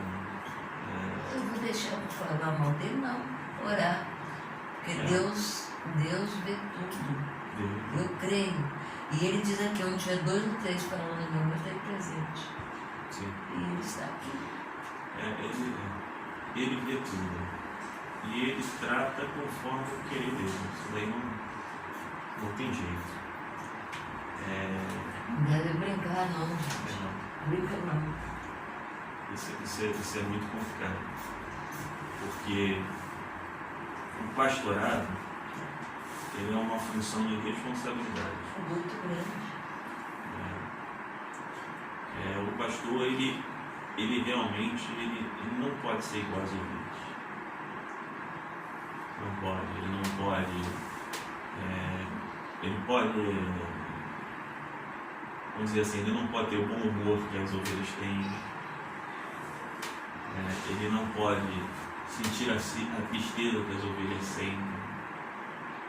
Não pode. Infelizmente ele não pode. Porque ele tem que ser diferente. E isso daí só buscando a Deus. A pessoa não consegue ser si própria, não. E aí é que está a diferença dos pastores de antigamente para os de hoje. A presença de Deus na vida deles. Nós hoje não temos tanta presença de Deus como o pessoal passado. Porque nós relativizamos o pecado. Enquanto as pessoas no passado falavam, não pode, você está excluído, se fizer isso você vai ser excluído. No passado, os pastores eles cobravam muito a santidade da igreja e a comunhão da igreja com Deus. A igreja tinha que buscar Deus. Você não ia à igreja para fazer evento de jovem, evento de senhora, da terceira idade ou para qualquer outra coisa. As pessoas iam para buscar Deus. Aí você via muito milagre, né? Muita situação sobrenatural você via. Mas hoje não é assim. Hoje é compromisso com o ensaio. Eu conheço gente que relata que nos ensaios Deus operava, Deus libertava, Deus batia com o Espírito Santo. Nos ensaios. Porque começava o ensaio com oração.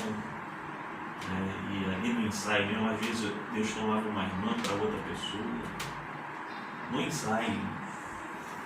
Hoje não, hoje vamos ensaiar. Simplesmente ensaiar. Até porque hoje como é que funciona? A pessoa já chega no ensaio, vai demorar muito, eu tenho que ir para casa fazer isso, eu tenho que ir para casa fazer aquilo, eu tenho que comprometer aquilo. Antigamente não, as pessoas iam com prazer para o ensaio, sabendo que no ensaio ia ter a busca a Deus e talvez no ensaio Deus pudesse fazer algo ali. Ou seja, toda vez que eu entro dentro da casa de Deus, Deus pode fazer algo. É pensamento, seja no ensaio ou seja no culto. Hoje o pensamento não é esse. foge muito daquilo que deveria ser. Hoje as coisas são diferentes. O ensaio com oração é algo chato. O ensaio com busca a Deus é algo que aborrece, é uma perda de tempo, porque eu preciso de tempo para fazer outras coisas. Isso, infelizmente, tem nos afetado, a gente tem ficado assim, não tem para onde correr. Mas voltando aqui, da primeira palavra que o rei dirigiu a Elias, foi de acusação. És tu, perturbador de Israel? Ou seja, o servo, ele vai arrumar pretexto para acusar o homem de Deus. Não tem como. Ele vai começar a inventar, procurar defeito, inventar defeito, o que ele acha, que ele pensa, com essa camisa aí, com essa camisa vinha aí, começa a inventar coisas, começa a criar coisa na própria mente dele, procurar defeito. Eu preciso achar um defeito para poder falar do homem de Deus, porque senão o homem de Deus vai ter autoridade para me repreender. O Acabe já sabia que ia ser repreendido pelo homem de Deus, então aí ele começa. Tu é o perturbador de Israel, ou seja, é como se falasse, você não deixa Israel caminhar como tem que caminhar. Porque na cabeça de Acabe, Israel tinha que caminhar ali conforme ele estava caminhando, seguindo os Baalins, conforme a influência de Jezabel. Na cabeça de Acabe, Elias não deixa Israel caminhar como tem que caminhar. Na cabeça do Acabe é assim. E na cabeça de muitos cristãos é assim, acerca do homem da mulher de Deus. Fulano e fulana não deixa caminhar dessa forma. Fulano e fulana atrapalha. Fulano e fulano está atrapalhando esse departamento, que não está deixando a coisa fluir, andar. Eu quero fazer dessa maneira, mas ele se opõe. Às vezes até eu aqui como líder quero fazer algo errado, algo carnal, vamos fazer dessa maneira. E a pessoa se opõe falando, não está conforme a vontade de Deus, e aí eu falo, você está perturbando a igreja. Você está perturbando a igreja, você está incomodando. Porque eu estou fora daquilo que Deus quer. Mas Deus, ele tem um momento de tirar o homem de Deus do meio dessa confusão. Deus não arrebatou Elias, não levou Elias ali. Então, Deus, ele tem esse momento. Não vai ficar eternamente sofrendo aquilo, o homem de Deus, vamos dizer assim, dessa forma. Mas vai passar aquela situação toda, oposição, aquela guerra toda, aquela situação de ser combatido por querer que Deus reine sobre o povo dele, porque o que Elias estava falando era isso. Você está, Israel não está conforme ele está. Você é o perturbador de Israel, tu e tua casa. É isso que ele falou para Acabe. Eu não tenho perturbado Israel, mas tu e a casa de teu pai, porque deixaste os mandamentos do Senhor e seguiste os Baalins. Ou seja, quem está errado é você. E aí você vê que Elias não fica muito discutindo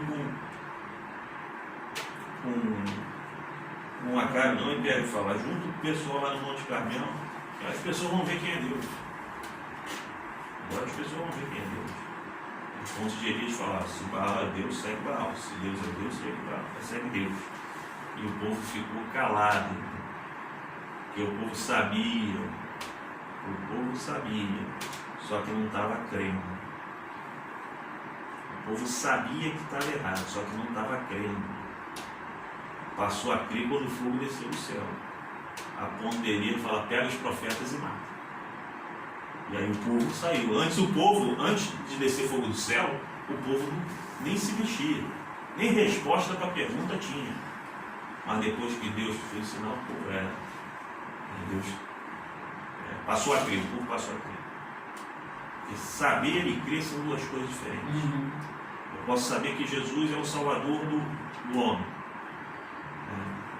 Consequentemente seria meu Salvador, mas se eu não crer, não tem como ser salvo, porque saber é diferente de crer. Uma coisa é saber que Jesus salva, outra coisa é crer que Jesus salva, crer que Jesus pode me salvar, crer que Ele é o meu Salvador. Vou olhar para Jesus e falar, não, Ele é aquele que olhou para aquela minha vida que desagradava toda a Ele, aquela vida desagradava a Ele ao extremo, e Ele olhou para mim e me resgatou, me tirou daquela vida, me perdoou. Ele fez algo por mim que ninguém poderia fazer. A gente até canta, né, naquele Romanos 370, Ele fez por mim o que ninguém poderia fazer. Na cruz pregado, verteste assim, sangue no qual eu posso vencer. Então, você vê ali bem claro como é que é o salvo. O salvo, ele sempre lembra daquilo que ele fez de errado e daquilo que Jesus olhou que ele fez de errado e perdoou ele e deixou isso para trás e falou: me segue, e ele pôde ter uma nova vida em Cristo Jesus. O salvo é assim. O não salvo é aquele que acha que Deus tem obrigação com ele, acha que Deus tem que fazer para ele. Ele não pensa naquilo que ele recebeu. Ele recebeu um perdão de Deus. Homem nenhum perdoaria, e Deus perdoou. E isso não pode sair de dentro da gente. Mas a visão, até mesmo dentro das igrejas nos dias de hoje, é como se Deus tivesse que me dar uma vida confortável, me conduzir de uma forma que eu possa viajar, passear, viver uma vida de recreação. Esse é o não salvo. E está cheio dentro da igreja, cara. Está cheio dentro da igreja. Às vezes a gente vê um culto. É claro que a Deus a gente rende graça por tudo. Mas a gente vê a diferença do salvo e do não salvo da seguinte maneira. O salvo é aquele que rende graças a Deus por causa do perdão de Deus. Porque Deus, ele foi ali, operou um milagre de salvação na vida de um parente, ou até uma cura, alguma coisa desse tipo, na vida do parente ou na própria vida. E o não salvo, sabe por quê? Sabe quando é que ele dá integração de graça? Quando abre porta de emprego, quando ele consegue uma viagem para tal lugar. O não salvo é assim. O importante para ele são coisas desta terra. Ele não sente o peso do pecado que cometeu para sentir a graça do perdão que recebe. Ele não consegue sentir a graça do perdão porque ele não sente o peso do pecado. Ele acha que nunca fez nada. Lembra do filho pródigo? O que saiu, sentiu o peso do pecado e falou: não sou digno de ser chamado teu filho, me tem como um dos teus servos. O outro que ficou, eu estava indignado, porque nunca sentiu o peso do pecado. E o pai falou: você não consegue ver que você sempre teve tudo? Tudo que era meu era teu. Você não consegue enxergar isso? Está certo. É o filho que ficou em casa, é o cego. Ele não tem peso, ele acha que nunca errou, ele acha que nunca gerou problema, ele não acha que aquilo que ele tem é dádiva de Deus.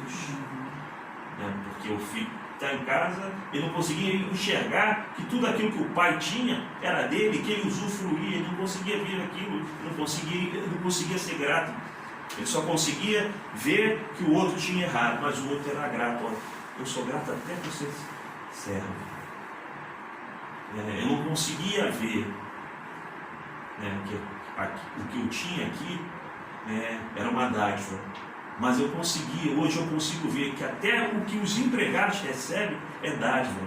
E os empregados estavam vivendo melhor do que eu vivo. Vivem melhor do que eu vivo, do que eu estava vivendo. Me tem como um dos teus empregados. Me tem como alguém que vai te servir e que consegue reconhecer que tudo isso aqui é uma dádiva. Então, é um grande problema que se tem hoje dentro das igrejas. Você tem salvo e não salvo dentro da igreja instituição. Você tem a igreja de Cristo dentro da igreja instituição. A igreja instituição é todo mundo que está lá, sua carteirinha de membro, está no hall de membro. Agora, a igreja de Cristo é um povo escolhido por Deus de salvos, de pessoas que valorizam o que Deus fez por elas. É totalmente diferente.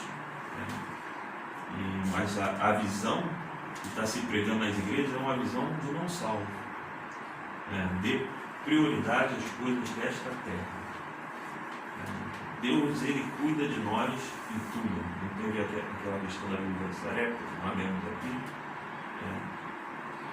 Eu não preciso ficar preocupado com as coisas deste mundo.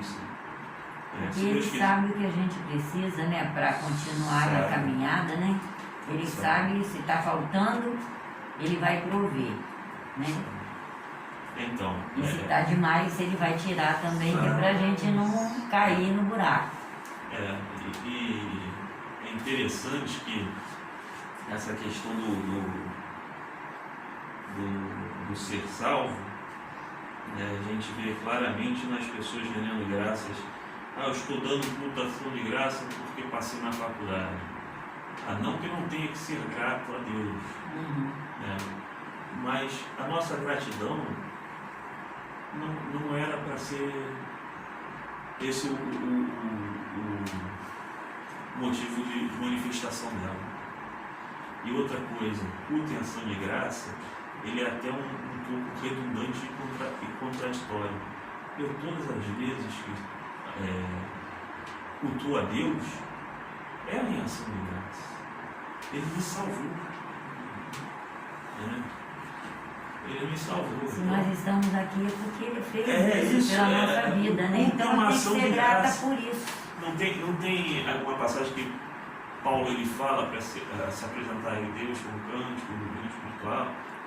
Paulo em todo tempo, em várias outras passagens também, ele fala como a gente deve se apresentar a Deus. E tem hora que ele fala com ações de graça. O crente ele tem que ser grato, ele não precisa, estou oferecendo o culto e ação de graça. Quer dizer que os outros cultos você não agradece a Deus? Né? Não é um negócio assim, meio contraditório. Mas a gente até faz né? Porque a pessoa está pedindo, né? E até para testemunhar daquilo que Deus fez. Só que aí quando vai testemunhar a faculdade, é isso o mais importante que Deus fez na tua vida? Tem gente, Deus me deu uma viagem até o Beto Carreiro. Que negócio é esse? Está vendo? Não é isso. Esse não é o motivo de eu render graças a Deus. Mas, pastor, um dia eu participei de uma igreja que teve uma pessoa que ofereceu o culto em ação de graças porque ela havia comprado um casarão. Aí tinha alguém que conhecia a vida da pessoa e disse assim, não era para ela estar agradecendo a Deus, ela tem dinheiro sobrando para comprar essa casa, esse casarão. Quem tem que dar graças a Deus nesse momento é aquele que não tem dinheiro e Deus proveu de alguma forma que ele tivesse uma casa onde morar. Deu culto em ação de graças e da outra que disse que ela tinha muito dinheiro, então ela foi lá e comprou o casarão. A gente até agradece a Deus por tudo. Sim. Mas é realmente algo... Mas e a gente agradecer a gente, né? Meu Deus, muito obrigada, né? É algo fora de propósito, de foco. Ainda mais na situação tendo dinheiro, né? Se não tivesse dinheiro, eu ainda falaria. Deus fez um milagre. Um milagre. Fulano me deu tanto para eu comprar essa casa. É o milagre que Deus faz, né? Sim. E Deus cuida. É o que a pessoa quis dizer, né? Que eu busco o reino e Deus cuida de mim. Sim. Diferente, mas Deus te deu dinheiro, você tem condição de comprar a casa. Eu sou grata, porque senão... Não esquece de aparecer. Na verdade, fica falando no microfone, né? A verdade é essa. Eu quero ter a oportunidade de falar no microfone. Tem gente que é assim, tem gente que ama o microfone. Mas essa situação é muito complicada. A pessoa não rende graças a Deus pelo motivo certo. Por aquilo que Deus fez realmente importante. Eu lembro claramente do que eu era e do que eu sou hoje. Eu vejo. E ontem eu estava conversando com esse pastor, né, que eu mencionei, e ele falou, não quero voltar para o mundo. Eu falei, o pecado do mundo pode até me seduzir, mas como é que eu vivo uma vida sem Deus? Se eu voltar para lá, eu não vou viver mesmo. Não tem como. Acabou, não tem nem como. Ainda que eu caísse, pecasse e agora. Você vê que o Judas se matou. Como é que eu vivo uma vida sem Jesus agora? Não tem como. Quem conhece Jesus e viveu a salvação de Cristo, não tem como você cair. Você não tem mais perspectiva. Você vai fazer o quê? Então por que eu vou viver aquilo lá? Não tem, eu sei que Deus fez por mim. Então eu não posso cair na tolice de ir atrás de um prazer momentâneo e jogar aquilo que Deus fez por mim fora. Porque às vezes em algumas orações que eu faço, eu agradeço a Deus pela existência dele. Se ele não existisse, qual seria o propósito da minha vida? Qual seria a minha razão de viver? Seriam aquelas razões passageiras que você atinge aquilo que você quer conseguir e depois fica, e agora? Um vazio, acabou, já consegui. Como é que funciona isso? Mas assim tem sido. A sequidão espiritual do rei. Meu Mariolina, pode ler para mim. A sequidão espiritual do rei. Sempre que alguém se torna um mais pecador, de modo e a não mais discernir os eventos do próprio coração. Como aconteceu com Acabe, algo muito grave aconteceu, a sequidão espiritual. O pior é que ele não somente aposta, sofre a consequência disso, mas todas as pessoas que dependem dele. Então, vem sobre a casa toda, não tem jeito, vem sobre todo mundo que está contigo, vem sobre a tua igreja quando você lidera. Tua sequidão espiritual destrói tua casa toda. Um líder de família, ele tem que estar buscando a Deus. Se ele é o líder da casa dele, ele tem que estar buscando a Deus, porque se ele secar, seca todo mundo. Eu falo por experiência própria. Então, você precisa, eu preciso, o líder, aquele que conduz pessoas, ele precisa não secar espiritualmente, ele tem que buscar. Ele não pode se acomodar, não pode ser algo confortável. E você vê claramente que alguém que se torna quanto mais pecador, um pecador insistente, pecador teimoso, pecador perseverante no erro, ele corre a entrar nessa sequidão espiritual. E ele não consegue mais discernir os intentos do próprio coração, ele não consegue ver os desejos ruins dele, as inclinações ruins do coração dele, os intentos ruins do coração, aquilo que Jesus falou, que nós já mencionamos aqui. Ele vai ficando cego. E se ele titubear, então, é claro que não é espiritual, mas a gente pode fazer uma alusão. Davi deveria estar na guerra, ficou em casa, foi para a sacada, viu a mulher dos outros, caiu, a casa dele foi toda por água abaixo. Um reino foi dividido por causa dele. Ele falou, Deus falou para ele, no reino do teu filho não, mas depois eu vou punir. E a gente vê que um erro, uma falha, destrói tudo. Uma sequidão é um problema sério. A gente precisa, além de se alimentar, instruir aqueles que nos seguem a se alimentar também. E se você estiver numa situação dessa, Então, o que você tem que fazer? você tem que buscar Deus.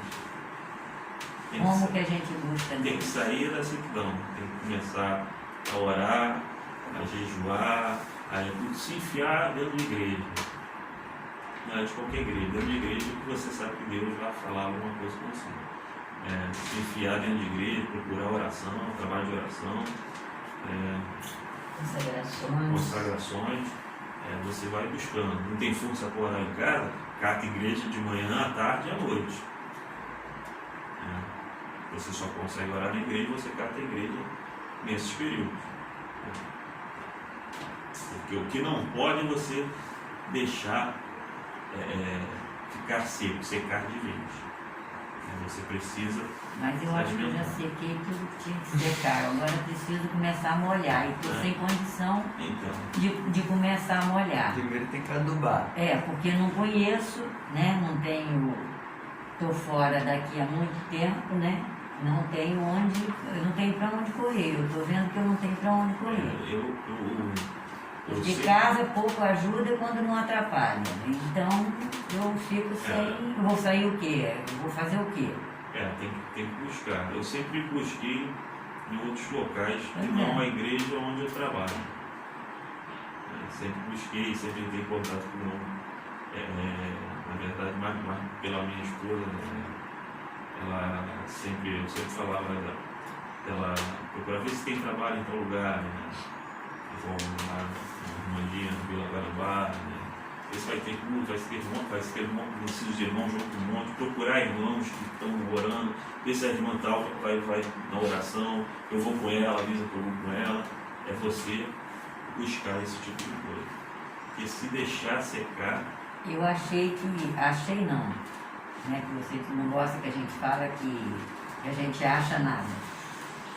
Mas que eu iria progredir aqui com vocês. E olha a situação que nós estamos, né? Olha a situação que nós estamos. Desde que eu cheguei aqui, só foi morrendo gente do Gramacho. Eu vou no Gramacho agora, eu não encontro uma pessoa mais daquele tempo que é meu e seu, assim, tipo, né? Da mesma idade, das pessoas que oravam, que buscavam a Deus, não tem mais ninguém. Sim. Acho que a última que tinha aí ainda, mas com muita enfermidade, com muita dificuldade, era a Maria Helena. Acabou, não tem mais. Não conheço ninguém, não conheço igreja nenhuma. Então tem que começar a procurar, no caso. Né? Tem que começar a procurar. Porque não tem jeito. Eu sei que a geração de hoje não é igual à anterior. Não é igual nem Passa nem perto. nem sei o grau que tá. Mas a gente precisa procurar. Ainda tem remanescentes. E foi essa a situação que Elias enfrentou. Ele achou que se estava você só. souber que tem aí uma igreja remanescente boa, você fala comigo, me dá o endereço, porque aí eu vou. Tem remanescente. Então, tem. É escasso, mas tem. A gente vai buscando até a gente encontrar aquilo. E na busca, às vezes, se depara com locais até piores. Né? Sim. Mas isso acontece. Não pode parar de buscar. Não pode parar de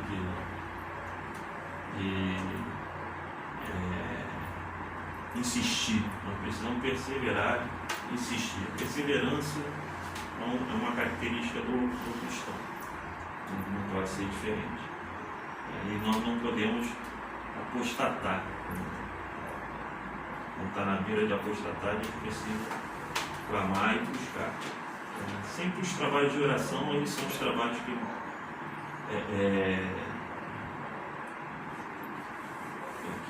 mais alimentam o povo. Esses trabalhos é que eu devo procurar. Seja na igreja da irmã tal, do irmão tal, a gente deve procurar esse tipo de trabalho. Eu sei que hoje está mais difícil, nós estamos vivendo tempos trabalhosos, nós estamos vivendo uma dificuldade muito grande no dia de hoje. E aí fica difícil de ser aliviado das aflições que a gente passa, mas Deus ele vai conduzindo a gente. E a gente precisa conduzir a outros também a buscar. Eu tenho a intenção de botar trabalho sábado aqui. Estou aguardando somente, preciso fazer um procedimento aí para poder me isolar e aguardando a light, que tem uma certa dificuldade. Eu cumpri o procedimento da light, estou aguardando a light me ligar para poder aumentar a carga para poder ligar as ar-condicionado lá à tarde. Eu estou pretendendo botar culto sábado aí, 5 horas da tarde, que é um horário que não conflita com outras igrejas, em que outras pessoas também podem vir aqui buscar Deus. A gente começar com um trabalho de busca a Deus, de alimento da parte de Deus, de se encher de Deus. E vai ser para todo aquele que quer se encher de Deus. Não vai ser aquela pretensão de botar a igreja formal, culto no domingo. No domingo nós temos a nossa escola aqui, a gente estuda na escola, mas vamos fazer os cultos aí sábado, e aí as pessoas vêm sem compromisso de ter que fazer almoço, sem compromisso de ter que trabalhar, né, sábado 5 horas, as pessoas já saem do trabalho, as pessoas vêm para buscar Deus. E quando as pessoas vêm para buscar Deus, o trabalho enche de pessoas que querem buscar Deus. Né? Então a intenção vai ser essa, eu também já peço oração acerca disso, né, para que a gente consiga isso. Tá? E vamos ver o que Deus vai fazer. O Simão Felipe lê a conclusão. Conclusão. Apesar da grande misericórdia de Deus sobre o rei Acabe, permitindo que o profeta Elias o exortasse a retornar aos caminhos do Senhor, ele acabou levando seu reino à ruína.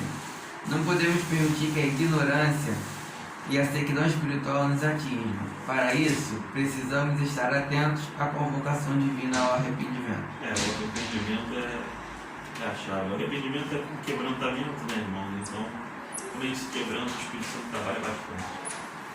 Aí tem umas perguntas aí acerca de Acabe, profeta Elias. Por que o rei Acabe é considerado um dos mais perversos reis de Israel?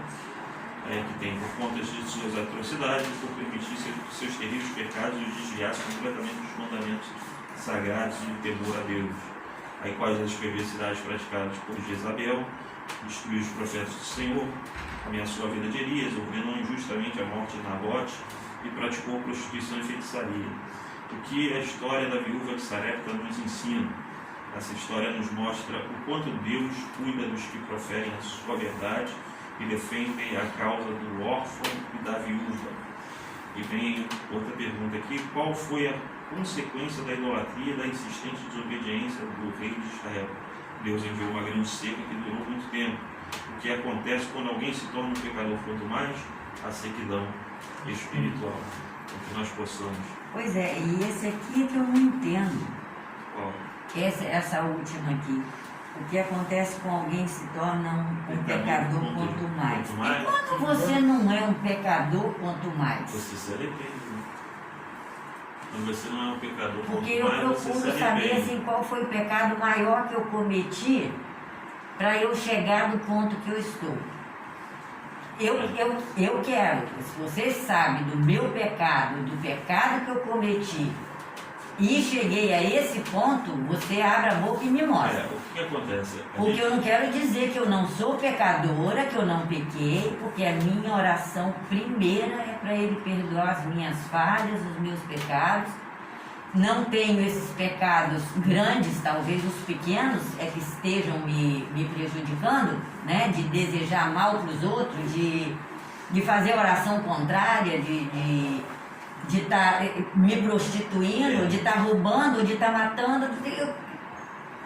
O que acontece? Aqui, quando fala de sequidão espiritual, ele está se referindo à apostasia.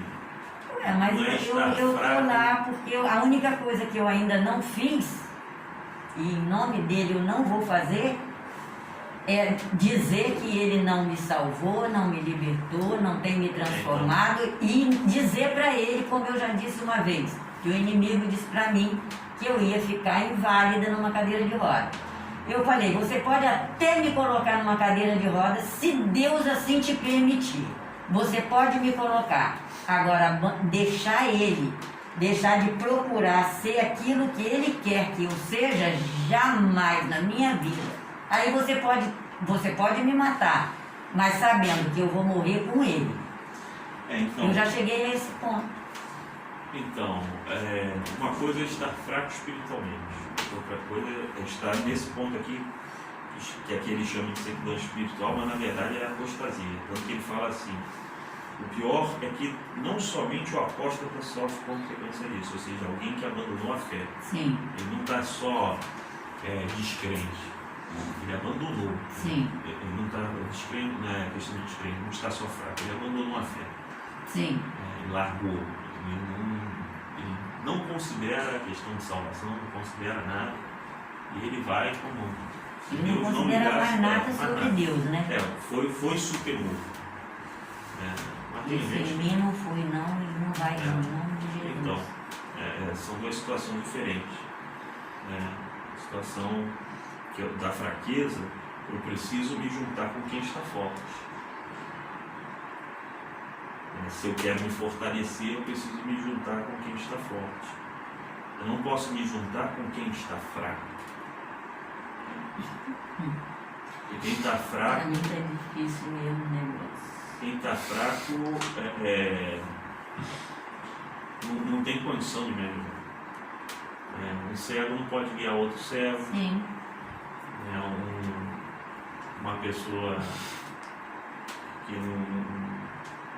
E tudo que eu estou fazendo ultimamente é assim, eu só vou com a intenção de ouvir Deus falar aquele que Ele está usando lá.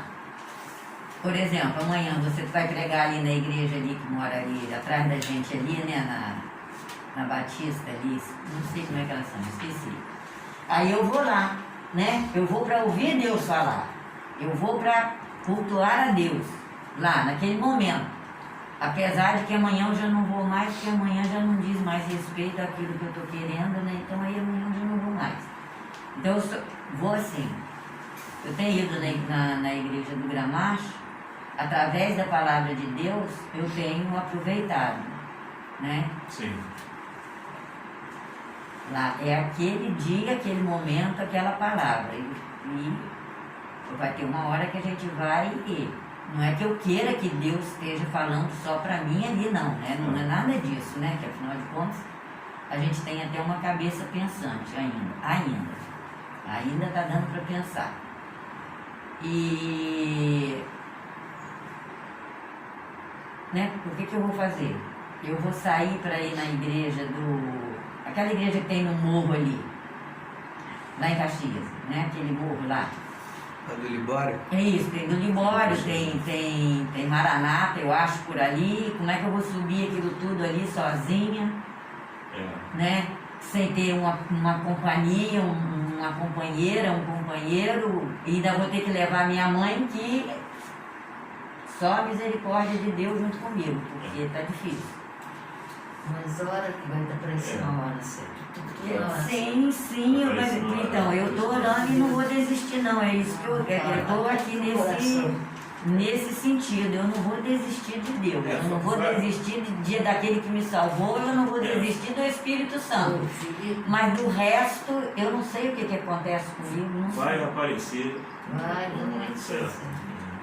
É assim mesmo. É assim mesmo. Faz A parte. ansiedade para atrapalhar muita coisa. Atrapalha. Então, Ansiedade atrapalha. E a gente tem que. E vai se ocupando das coisas de Deus. E eu já estou entrando em depressão, eu não estou com Nem depressão, pode. eu estou em Nem estado pode depressivo. falar isso. Só eu e Deus que sabemos Tem que ser. como eu estou. Tem que ser. Não adianta nem eu falar para vocês, porque vocês não vão avaliar, só quem passa. Sim. Quem não passa, Mas tem que até se sem ocupar. pena do outro, A né? Bíblia fala para a gente ocupar a mente com as coisas do alto, com as coisas. Tudo que é amável, de boa fama, de bom proveito, verdadeiro, santo, justo, honesto, tudo que edifica, nisso nós devemos pensar. Sim. Então, quando nós conseguimos condicionar o nosso pensamento, as coisas elas caminham diferente.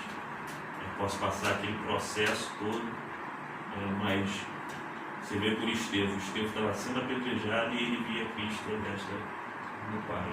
Então, é exatamente isso que a gente tem que fazer. A gente está cheio do Espírito Santo a ponto de não sentir pedrada, a ponto de ver Jesus dentro da situação. Então, se encher, realmente se condicionar, pensar nas coisas que são do alto, nas coisas que são de cima, não nas coisas que são da terra, pensar em coisas que realmente edificam, pensar nas coisas do reino, pensar na obra do reino, quem eu vou auxiliar, eu vou orar por quem nesse momento que precisa da minha oração, vou interceder por quem, vou meditar na palavra, Se Deus me der a oportunidade, até no local onde eu for para buscá-lo, alguém pode me dar a oportunidade de falar algo, e Deus a gente pode me usar para alguém. Porque a gente sempre tem em mente o seguinte: eu vou buscar Deus para Deus usar alguém para mim, mas às vezes Deus quer me usar para outra pessoa, e eu só estou conseguindo ver o meu umbigo. Isso acontece. Eu nem o meu mais eu estou vendo. Pois é. Eu Então, já cheguei num ponto que nem o meu. mas o nosso pensamento é sempre esse. Eu tenho que suportar, por exemplo, eu tenho que ir para aquela igreja suportar aquela situação. Mas às vezes eu tenho que ir para aquela igreja para Deus me usar para alguém. Não é só para receber, a gente só quer receber, dar a gente não quer. E agradecer. E agradecer. Então a gente precisa entender, porque Elias, ele não pensava assim em receber, ele pensava em levar, dar aquilo que Deus tinha dado a ele para ele levar. E o profeta, ele é assim. Quando ele começou a ver o contrário, ele se lançou numa caverna. Esse é o problema da situação. Então, se eu começar a pensar diferente, as coisas mudam. Começar a pensar que eu tenho que, igual eu vou colocar da seguinte forma: eu moro na Ilha do Governador, eu tenho que ir para Caxias dar aula de escola dominical. Eu tenho gasto, eu tenho isso, tenho aquilo. Existem pessoas que Deus às vezes quer atingir através da minha vida. Quantos quilômetros Jesus mandou para alcançar? Às vezes uma alma só. A mulher samaritana foi só ele e ela na conversa. E era necessário passar por Samaria. Ele, sendo judeu, passando por Samaria, encontrar oposição, encontrar adversidade, para conversar por causa de uma só mulher.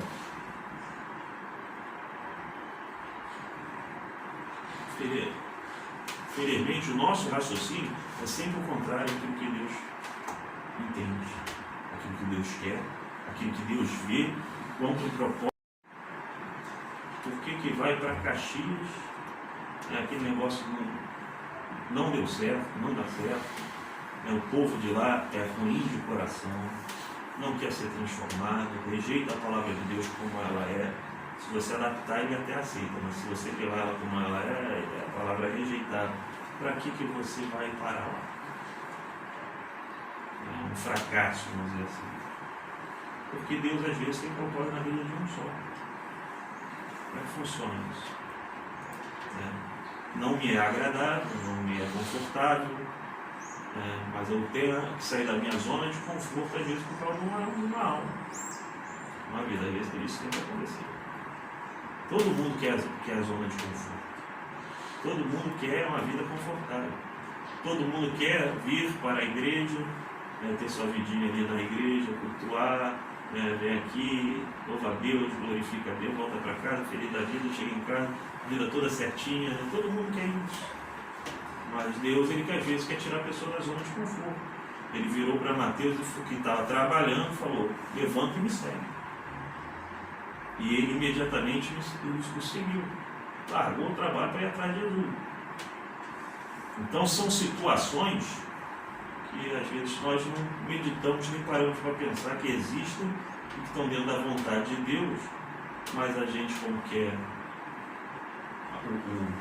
a zona de conforto, eu quero receber, eu vou lá para receber, mas às vezes Deus quer me usar para dar. Eu vou naquela consagração ali, porque Deus vai falar comigo. Chega lá, a pessoa, você está lá todo moído, aí, irmã, traz a palavra hoje. Como é que funciona? Você foi ali para os outros receber, para dar. Deus nem sempre quer te dar, Ele quer que os outros recebam e quer usar você para dar.